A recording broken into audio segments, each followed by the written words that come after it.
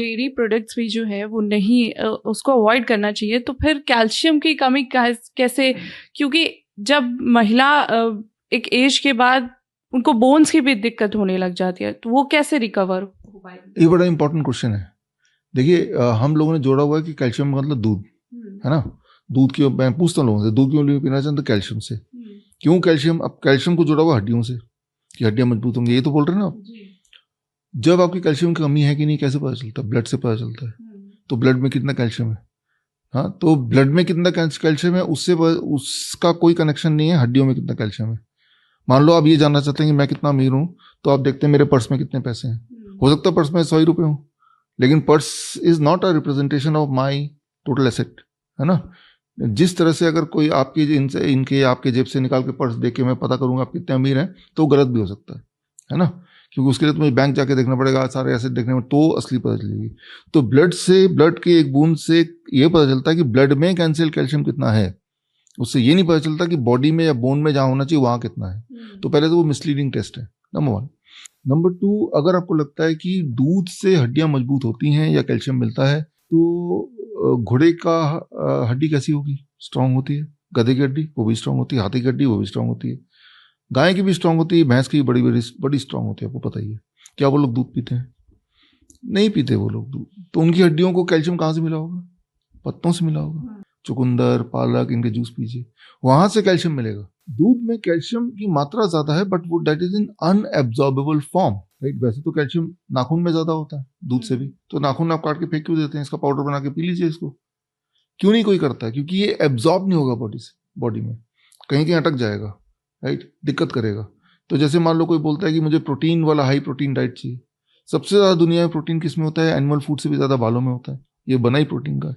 तो ये काट के आप इसका नूडल बना के खा लो, वो तो नहीं खाते, क्योंकि हमें पता है, जानवरों को भी पता है कि ये डाइजेस्टेबल फॉर्म में नहीं है।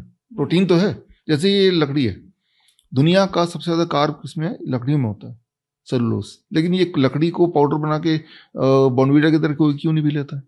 क्योंकि ये एब्जॉर्बेबल फॉर्म में नहीं है। सिमिलरली दूध का जो कैल्शियम है, not that is not an absorbable form, that causes stone, that causes blockage, that causes all kind of fibroid etcetera, right. तो और ये एक मिथ है कि दूध से ये जो डेयरी इंडस्ट्री है, पिरामिड आपने देखा बचपन में पढ़ा हमने, पिरामिड में दूध एक जगह दिया हुआ है, पिरामिड कोने में दूध पीना चाहिए एज ए स्टैंडर्ड था।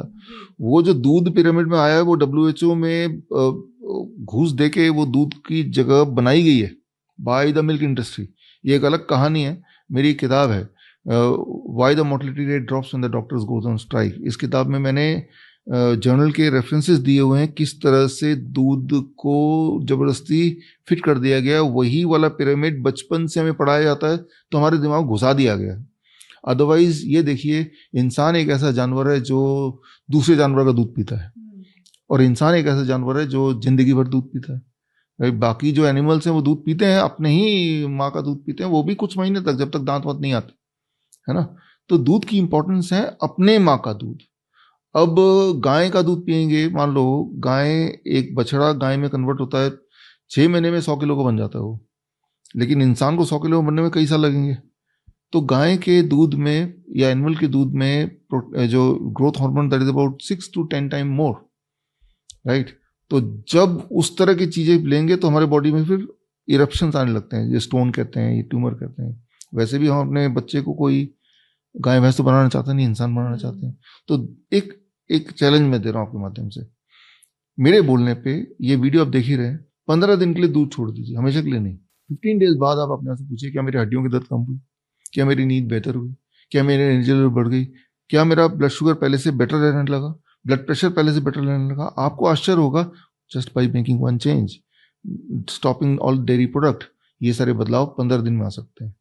अगर तो ये सारे पॉजिटिव बदलाव आ गए तो 15 दिन की जगह 1 महीना करके देख लीजिए कि भाई हमने कुछ बदला नहीं की, सिर्फ एक चीज बदल दिया कि डेयरी प्रोडक्ट नहीं लेना। तो जब 1 महीने में आपको पॉजिटिव रिजल्ट दिखेंगे तो आपको यकीन हो जाएगा कि भाई कि वाकई में मुझे नहीं लेना चाहिए था। और फिर आप उस, वियतनाम है, थाईलैंड है, ये 2 जगह जहाँ मेरे सेंटर भी हैं, तो यहाँ पे दूध का प्रोडक्शन होता है लेकिन वो एक्सपोर्ट करते हैं। ये 2 देश हैं जहाँ पे हड्डियों की दिक्कतें नहीं है लोगों में, लेडीज में, जेंट्स में हड्डियों की बीमार लोग नहीं मिलेंगे, राइट। हर महीने मैं एक बार जाता हूँ वियतनाम स्पेशली, और डेनमार्क है, नॉर्वे है, ये वो कंट्री है जहाँ दूध बहुत पीते हैं। भारत में कोलकाता अगर जाएंगे, जहाँ पे मैं मूलतः से रहता हूँ, आप देखेंगे कि वहाँ पे डेयरी मिठाइयाँ इतनी चलती हैं, दही वगैरह सब कुछ। आप अगर वहाँ पे थोड़ा सा स्ट्रीट में ध्यान से देखेंगे तो देखेंगे हर दूसरा आदमी के किसी की टांग मुड़ी है, किसी की उंगलियां ऐसी, वो उसको हिला नहीं पाते हैं, कोई किसी के हाथ नहीं ऊपर उठ पाता। तो उल्टा है, dairy product causes bone disease, it causes the bone disease. बड़ी से बड़ी बीमारी का आसान से आसान इलाज घर बैठे ही हो सकता है। अधिक जानकारी के लिए कांटेक्ट करें nearest doctor BRC clinic @home।